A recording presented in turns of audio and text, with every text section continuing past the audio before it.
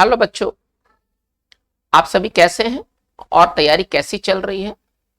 उम्मीद है कि हमेशा की भांति आप अच्छे होंगे, स्वस्थ होंगे और तैयारी भी लाजवाब चल रही होगी। बच्चों, आज के इस इंपॉर्टेंट वीडियो सेशन में हम लोग अपने हार्डवीक सीरीज को आगे रखेंगे। आज का हमारा ये जो वीडियो सेशन होगा वो व्हाट्स आर इंपॉर्टेंट इंट्रोडक्टरी के लेसन 3 पर आधारित होगा। इसमें जो वर्ड्स हैं वो बहुत बेसिक नेचर के हैं और वो यूज में आने वाले हैं। आप यदि स्पोकन की तैयारी कर रहे हो अथवा रिटन की तैयारी कर रहे हो अथवा आप एकेडमिक हो या आप कॉम्पिटिटिव हो, हर दृष्टिकोण से ये जो इंट्रोडक्टरी जो बुक है वो काफी इंपॉर्टेंट है। बच्चों, अगर आपको ये वीडियो पसंद आए तो आप अपने ग्रुप में इसे जरूर शेयर करें, बाकी लोग भी आपकी तरफ बेनिफिट पा सके। अगर आपने इस चैनल को अगर सब्सक्राइब नहीं किया है तो आप इसे अवश्य सब्सक्राइब कर लें। आगे आने वाले दिनों में आपको और भी एक्साइटिंग वीडियोस देखने को मिलेंगे। तो चलिए बच्चों, हम लोग अपने इस सेशन को शुरू करते हैं वर्ड एब्रप्ट से। एब्रप्ट ये पार्ट ऑफ स्पीच से एडजेक्टिव है। देखिए, यदि कोई चीज यदि एब्रप्ट होता है तो अचानक हो जाता है, बिना योजना के हो जाता है।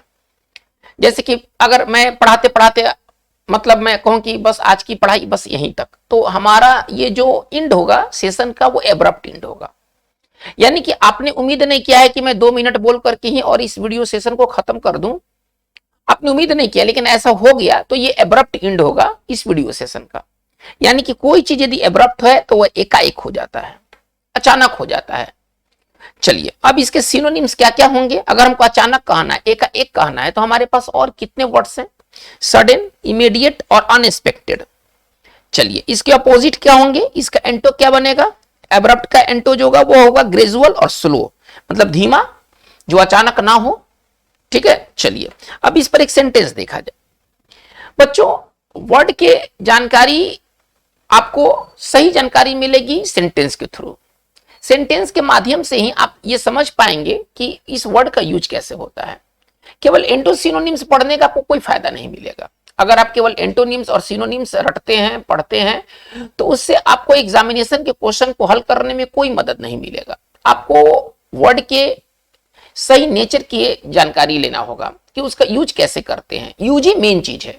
चलिए, एक सेंटेंस है कि मौसम में एकाएक परिवर्तन हो गया। अब एकाएक परिवर्तन हुआ, अब ये तो जो चेंज होगा वो कौन सा चेंज होगा? एब्रप्ट चेंज होगा। इसको कैसे हम बनाएंगे? There was an abrupt change in the weather. ठीक है, एब्रप्ट के जगह पर आप यहां पर सडन भी यूज कर सकते हैं।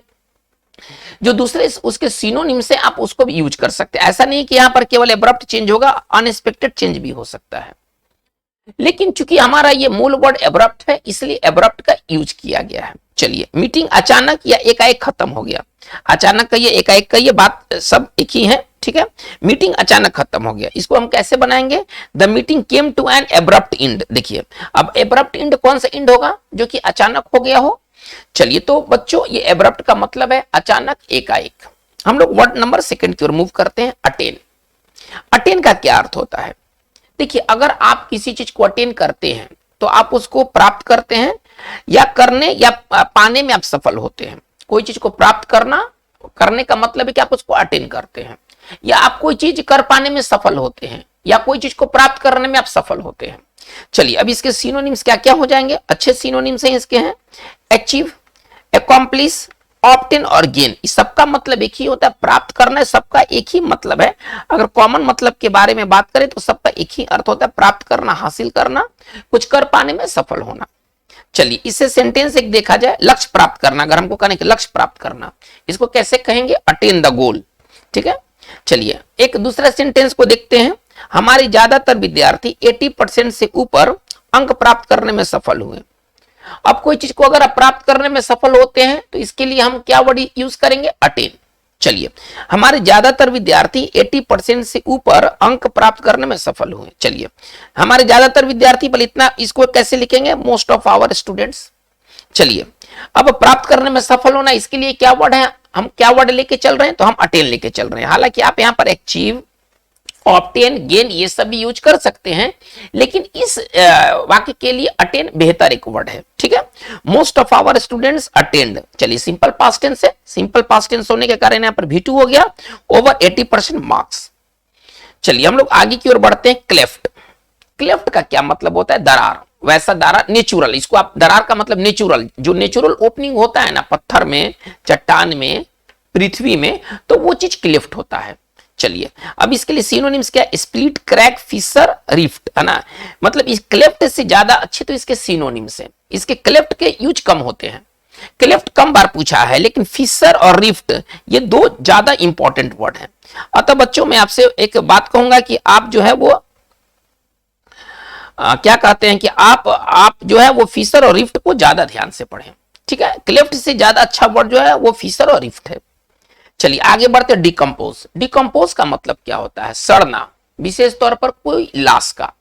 यदि कोई लाश यदि सड़ता है ना, तो वो डिकम्पोज होता है। अब सड़ने के लिए हमारे पास कितने अच्छे वर्ड हैं। तो डिके मतलब सड़ना, गलना, रॉट मतलब सड़ना, यदि कोई चीज रॉट होता है तो वो सड़ता है।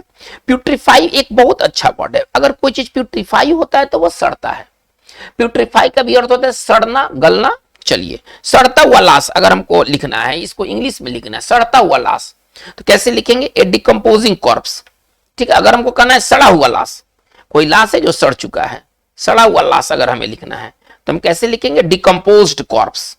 इसको कैसे लिखेंगे? Decomposed corps. कॉर्प्स का मतलब लाश। चलिए यहां ए लगना चाहिए, ए डिकम्पोज्ड कॉर्प्स। तो बच्चों डिकम्पोज यदि कोई चीज होता है तो विशेष तौर पर वो लाश होता है और वो सड़ता है।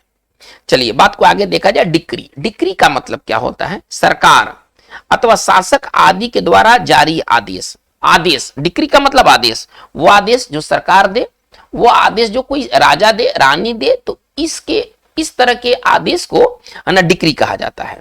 चलिए ऑर्डर, एडिक्ट और कमांड। एडिक्ट बहुत बढ़िया वर्ड है, आपकी एग्जामिनेशन दृष्टिकोण से एडिक्ट पढ़िए आप, कमांड आप पकड़ सकते हैं, ऑर्डर भी आप पकड़ सकते हैं। तो डिक्री और एडिक्ट आपके लिए नया वर्ड क्या है? डिक्री और एडिक्ट, आप इस पर ज्यादा ध्यान दें। चलिए अब एक्सप्लेनेशन क्या है? An official order, an official order के लिए एक वर्ड है डिक्री, एन ऑफिशियल ऑर्डर के लिए एक वर्ड है डिक्री। ये वन वर्ड सब्स्टिट्यूशन के लिए एक बढ़िया एक आपके पास वर्ड है डिक्री। यदि कोई ऑफिशियल ऑर्डर है तो वो डिक्री होता है। चलिए जैसे राजसी आदेश, अब राजा द्वारा दिया गया आदेश, इसको हम कैसे कहेंगे? Royal decree. चलिए राष्ट्रपति ने एक आदेश जारी कर दिन को राष्ट्रीय छुट्टी का दिन बना दिया, मतलब कोई पर्टिकुलर दिन को राष्ट्रीय छुट्टी का दिन बना दिया। चलिए इसको कैसे इसको हम डील करेंगे? The president issued A decree. चलिए क्या आदेश जारी किया ना जी, राष्ट्रपति ने एक आदेश जारी कर, तो जारी करने के लिए वर्ड क्या है? इशू। चलिए आदेश के लिए आप क्या लेके चल रहे हैं? डिक्री। हालांकि आप यहां पर एडिक्ट वगैरह भी आप लिख सकते हैं।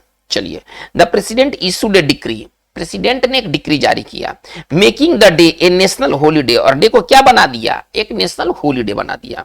तो बच्चों डिक्री का इस्तेमाल हम ऐसे करेंगे।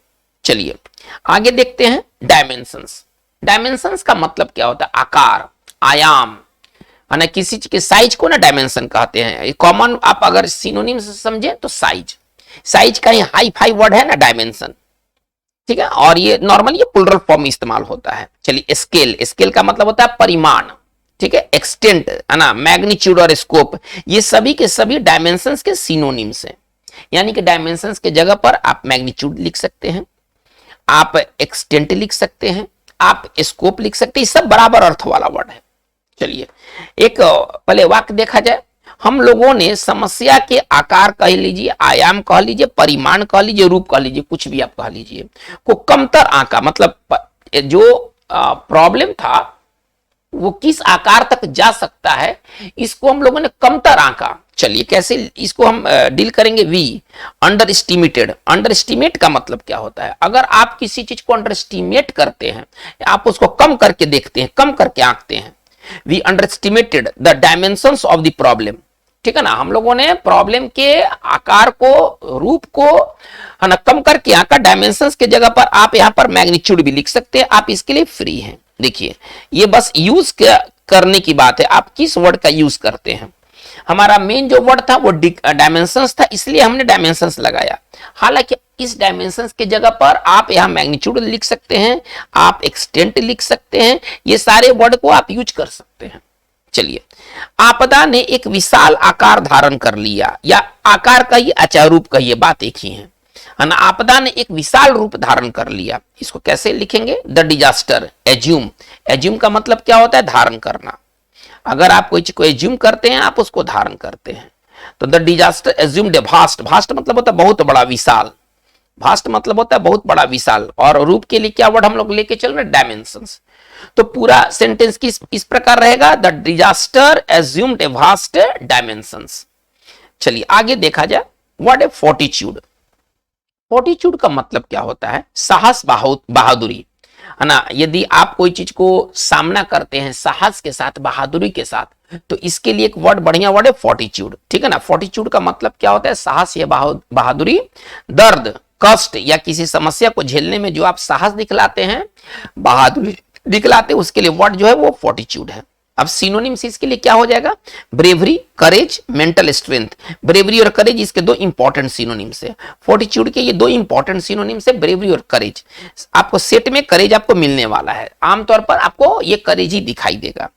चलिए इसका अपोजिट क्या हो जाएगा? कवार्डिस। इसको पढ़ेंगे क्या? कवार्डिस। कवार्डिस का मतलब कायरता, ठीक है ना। बहादुरी का अपोजिट क्या हो जाएगा? कायरता। चलिए एक वाक्य देखा जाए, उसने बड़े धैर्य एवं साहस से मुसीबत को सहा। बड़े धीरज के साथ सहा और बड़े साहस के साथ सहा। चलिए अब चलिए, ही उसने के लिए ही सिंपल पास्ट टेंस है। सिंपल पास्ट टेंस के लिए स्ट्रक्चर इस्तेमाल कीजिए, subject plus V2 plus object. चलिए ही, इंड्योर का मतलब सहना।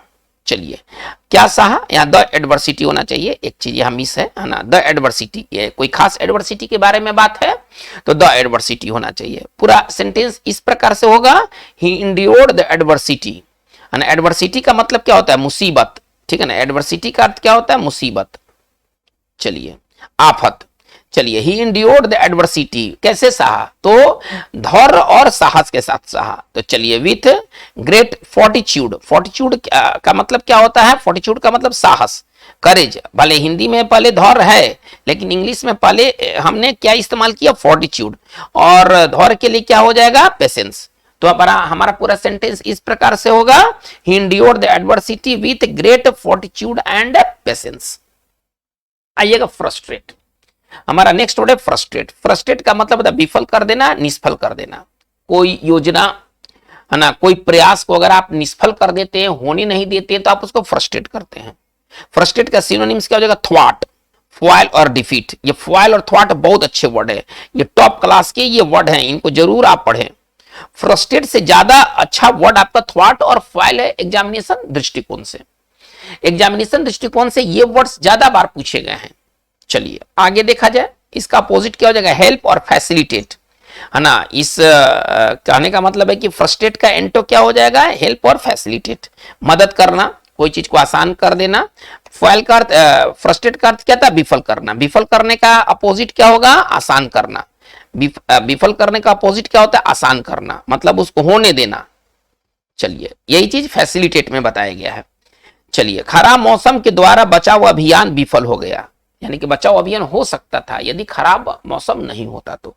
चलिए अब ये बचाव अभियान के लिए वर्ड क्या? रेस्क्यू ऑपरेशन है। रेस्क्यू ऑपरेशन का मतलब होता है बचाव अभियान। चलिए वाज फ्रस्ट्रेटेड, है ना। फ्रस्ट्रेट के जगह पर आप यहाँ पर आप फॉइल्ड लिख सकते थे, डिफीटेड लिख सकते थे, ठीक है। चलिए the rescue operation was frustrated by bad weather. चलिए आगे देखा जाए, हॉटी। हमारा अगला जो वर्ड है हॉटी। हॉटी का मतलब घमंडी, ठीक है। चलिए अब घमंडी के लिए आपको बहुत अच्छे अच्छे वर्ड्स हैं। घमंडी कहने के लिए आपके पास बहुत अच्छे अच्छे वर्ड्स हैं, जैसे प्राउड, एरोगेंट, कंसीटेड, सुपरसिलियस। ये जो तीन वर्ड हैं आपके लिए जबरदस्त वर्ड है, ये VVI वर्ड्स हैं, इनको जरूर आप दिमाग में रखें। बच्चों ये सब जितने वर्ड्स हैं सब एग्जामिनेशन में पूछे जाने वाले वर्ड्स हैं। आप इंग्लिश में यदि कुछ भी पढ़ते हैं, आप न्यूज़पेपर पढ़ते हैं, आप कोई मैगजीन्स पढ़ते हैं, या आप कोई टेक्स्ट बुक ही पढ़ते हैं, ये सारे वर्ड्स आपको मिलने ही मिलने वाले हैं। चलिए मॉडेस्ट और हम्बल। मॉडेस्ट का मतलब विनम्र, बहुत अच्छा ये वर्ड है। मॉडेस्ट है ना, बहुत बार SSC के एग्जाम्स में पूछा गया है, बैंक के एग्जाम्स में पूछा गया। मॉडेस्ट का मतलब विनम्र हो, ठीक है ना। चलिए अब एक सेंटेंस देखा जाए, है ना। मतलब घमंड का तुलना किससे किया गया है? उतना घमंडी जितना कि घमंड का तुलना किससे किया गया है? तो घमंड का तुलना, है ना, मोर से किया गया है। उतना घमंडी जितना कि मोर, रावण नहीं। हाँ रावण दिमाग में अगर चल रहा है तो रावण इसका आंसर नहीं होना चाहिए।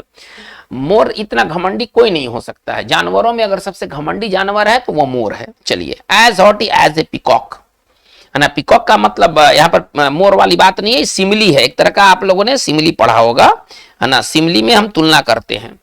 As haughty as a peacock मतलब बेहद घमंडी, ठीक है। चलिए, she is as haughty as a peacock, है ना, इसका मतलब है कि वो बहुत ही घमंडी महिला है ना। She is very very haughty, she is very very haughty. चलिए एक सेंटेंस को देखा जाए, उसने घमंड पूर्वक निमंत्रण को ठुकरा दिया। किसी व्यक्ति के बारे में कहा गया है कि उसने घमंड पूर्वक निमंत्रण को ठुकरा दिया। कैसे लिखेंगे इसको? ही रिजेक्टेड द इन्विटेशन, है ना। किसी व्यक्ति के बारे में कहा गया he rejected the invitation in a haughty manner. चलिए आगे बात को देखा जाए। ज्यूरिसडिक्शन, ज्यूरिसडिक्शन का मतलब अधिकार, अच्छा अधिकार क्षेत्र, है ना। किसी संस्था का, खासतौर पर ऑफिशियल संस्था का, खासतौर पर कोर्ट का जो अधिकार क्षेत्र होता है ना, उसको ज्यूरिसडिक्शन कहा जाता है। अब इसका सिनोनिम्स क्या हो जाएगा? अथॉरिटी, पावर और राइट, इसके सिनोनिम्स हैं। चलिए, केंद्र राज्य विवाद सर्वोच्च न्यायालय के अधिकार क्षेत्र के अंतर्गत आता है।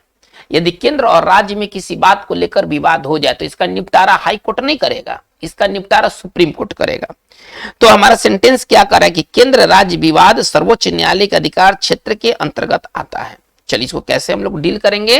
द सेंटर स्टेट डिस्प्यूट्स, जो विवाद है ना, डिस्प्यूट का मतलब क्या हुआ? विवाद। जो सेंटर स्टेट्स जो डिस्प्यूट है, फॉल विद इन, है ना, मतलब अंदर आना, उसके अंतर्गत आना, है ना, fall with in the jurisdiction of the supreme court. चलिए हम लोग बात को आगे देखते हैं। मॉडिफाई, मॉडिफाई का अर्थ होता है बदलना। अगर आप कोई चीज को मॉडिफाई करते हैं, आप उसको बदलते हैं। बदलने के लिए हमारे पास कई अच्छे वर्ड हैं, जैसे आल्टर मतलब बदलना, चेंज मतलब बदलना, एडजस्ट मतलब बदलना, ठीक है ना। अगर आप कोई चीज को आल्टर करते हैं, बदलते हैं। आल्टर बहुत इंपॉर्टेंट वर्ड है, अगर इसमें कहा जाए तो मॉडिफाई से भी इंपॉर्टेंट वर्ड है आल्टर। आप इसको जरूर पढ़ें, ठीक है। अब जैसे कि एक सेंटेंस को यहां से आप देख सकते हैं, the carrot is a modified form of roots. जो गाजर है वो क्या होता है? वो जड़ का ही रूपांतरित रूप है ना, वो जड़ ही गाजर में कन्वर्ट कर जाता है। तो हम लोग जो कैरोट खाते हैं एक्चुअली वो क्या होता है? वो मॉडिफाइड फॉर्म होता है, बदला हुआ रूप होता है। किसका? तो रूट्स का। यही जो जड़ है वो गाजर में तब्दील हो जाते हैं। चलिए, ऑपरेस, ऑपरेस का मतलब क्या होता है? सताना। अगर आप किसी को ऑपरेस करते हैं, आप उसको सताते हैं, उसका दमन करते हैं। चलिए, परसिक्यूट, मल्ट्रीट, सप्रेस और रिप्रेस। देखिए तो ये याद रखना बहुत आसान है। ऑपरेस का साइन क्या हो जाएगा? सप्रेस, रिप्रेस, है ना। अगर आप किसी को ऑपरेस करते हैं, आप उसे दबाते हैं, उसका दमन करते हैं, आप उसको कुचल देते हैं। चलिए, करें क्या? पाकिस्तान एवं बांग्लादेश में गैर मुस्लिमों को सताया जा रहा है, आज उनको कुचला जा रहा है, दबाया जा रहा है, उनको ऑपरेस किया जा रहा है, ठीक है। कैसे इसको लिखा जाएगा? नॉन मुस्लिम्स आर ऑपरेस्ड, है ना। जो नॉन मुस्लिम्स हैं उनको ऑपरेस्ड किया जा रहा है, ठीक है ना। चलिए इसको कंटिन्यूअस में बना दीजिए, आर बीइंग ऑपरेस्ड। ये कंटिन्यूअस का पैसिव हो जाएगा, non Muslims are being oppressed, ठीक है ना। चलिए, इन पाकिस्तान एंड बांग्लादेश, आज उनको पाकिस्तान और बांग्लादेश में उनका दमन किया जा रहा है। चलिए, हमारा अगला वर्ड है र्यूथलेस। र्यूथलेस का मतलब क्या होता है? जिसमें किसी बात के लिए दया नहीं हो, कठोर हो, एकदम निर्मम हो, निर्दयी हो, है ना। यदि कोई व्यक्ति र्यूथलेस है, कोई डिक्टेटर है जो र्यूथलेस है, कोई प्राइम मिनिस्टर है जो र्यूथलेस है, कोई टीचर है वो र्यूथलेस है, इसका मतलब है कि वो किसी प्रकार का दया नहीं दिखाता है। चलिए, र्यूथलेस का सिनोनिम्स क्या हो जाएगा? मर्सीलेस। मर्सी मतलब दया, लेस मतलब नहीं, जिसके पास कोई तरह का दया नहीं हो। पिटीलेस, है ना, दयाहीन। कैलस, है ना, रिमोर्सलेस, ये सबका एक ही मतलब है, निर्दयी। अगर कॉमन भाषा में बात करें तो सबका एक ही अर्थ है, निर्दयी। चलिए, इसका अपोजिट क्या हो जाएगा? मर्सीफुल, कंपैशनेट, है ना। मर्सीफुल, कंपैशनेट मतलब दयालु। चलिए देखा जाए, निर्दयी हत्यारा हमको कहना है। एक व्यक्ति हत्या किया है और उसको इस बात का कोई मलाल नहीं है कि उसने हत्या क्यों किया।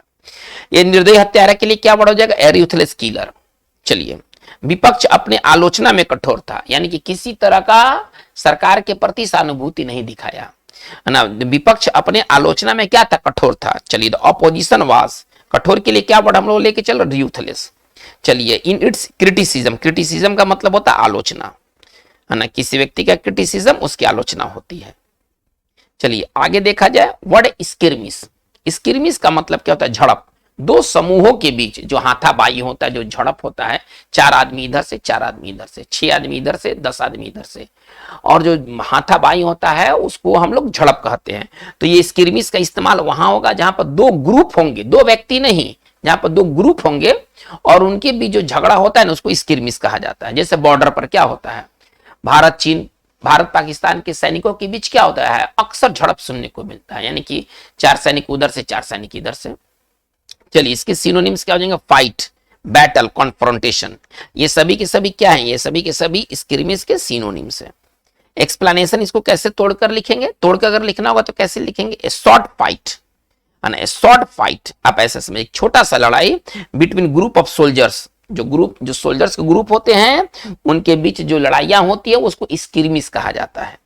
चलिए करेंगे, शांति वार्ता के बावजूद, शांति वार्ता हो रहा है, शांति वार्ता चल रहा है, भारतीय एवं चीनी सैनिकों के बीच झड़प जारी रहा, यानी कि एक समय शांति वार्ता भी चल रहा था और इनके बीच झड़प भी जारी था। कैसे इसको लिखेंगे, डिस्पाइट पीस टॉक्स, शांति वार्ता के लिए वर्ड क्या हो जाएगा, पीस टॉक्स, स्क्रिमिसेस, अब देखिए झड़प एक से ज्यादा हुआ तो प्लुरल बन गया skirmishes, between Indian and Chinese soldiers continued, ठीक है ना, भारतीय और चीनी सेना के बीच जो स्क्रिमिसेस रहा वो कंटिन्यूड बना रहा। बच्चों ये बहुत और बहुत अच्छे वर्ड है स्क्रिमिस। चलिए हम लोग बात को आगे देखते हैं, डिफ्लेट, अब इसमें जो 4 वर्ड है ना कोई खास महत्व के नहीं है, ठीक है ना, ये जो 4 वर्ड को है ना बहुत ज्यादा इनको ध्यान में नहीं रखा गया है, और हम आपको एक सलाह देंगे कि इसमें अगर जो पढ़ना है तो केवल आप ये 80 नंबर का वर्ड पढ़ें, बाकी को आप इग्नोर भी कर सकते हैं। चलिए डिफ्लेट का मतलब क्या होता है, बैलून या हवा से टायर से हवा निकाल देना, मतलब उसको पंक्चर कर देना, इसका साइन हो क्या हो जाएगा, पंक्चर। अगर आप किसी बैलून से किसी टायर से हवा निकालते हैं तो आप उसको डिफ्लेट करते हैं। इन्फ्लेट का मतलब क्या होता है, हवा भरना, यानी कि इन्फ्लेट जो है वो डिफ्लेट का क्या हो जाएगा, एंटो का काम करेगा। डिफ्लेट में हवा निकाल दिया जाता है और इन्फ्लेट में इन का मतलब अंदर, ठीक है ना, आप अंदर हवा डालते हैं, वो इन्फ्लेट होता है, हवा भरना। चलिए इंडस्ट्रियल औद्योगिक है ना, अगर कोई अगर इंडस्ट्रियल है, कोई अगर एरिया अगर इंडस्ट्रियल है, इसका मतलब है कि उसका संबंध है ना कल कारखानों से है। और इंडस्ट्रियस, हाँ ये कुछ ढंग का वर्ड है इंडस्ट्रियस, इंडस्ट्रियस आप पढ़ सकते हैं। इंडस्ट्रियस का मतलब होता है मेहनती, लगनशील, अगर कोई व्यक्ति अगर मेहनती है, लगनशील है तो वो इंडस्ट्रियस है, ठीक है। इसके लिए सिनोनिम्स क्या हो जाएगा, हार्ड वर्किंग, लेबोरियस, शेड्यूलस, शेड्यूलस बहुत अच्छा वर्ड है ना, सबका मतलब होता है मेहनती, डिलीजेंट, सबका मतलब होता है मेहनती।